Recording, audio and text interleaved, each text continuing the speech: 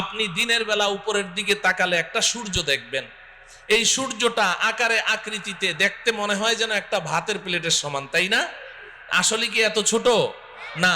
বিজ্ঞান আমাদেরকে ধারণা দিয়েছে যে এই সূর্যটা এই পৃথিবীর চেয়ে 13 লক্ষ গুণ বড়। সুবহানাল্লাহ বলেন।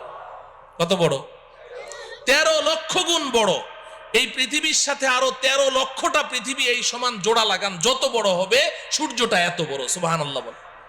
প্রশ্ন হলো, এত বিশাল সূর্য দেখা যায় এত ছোট একটা ভাতের থালার সমান, ঘটনা কি? এত ছোট কেন দেখা যায় বলেন তো?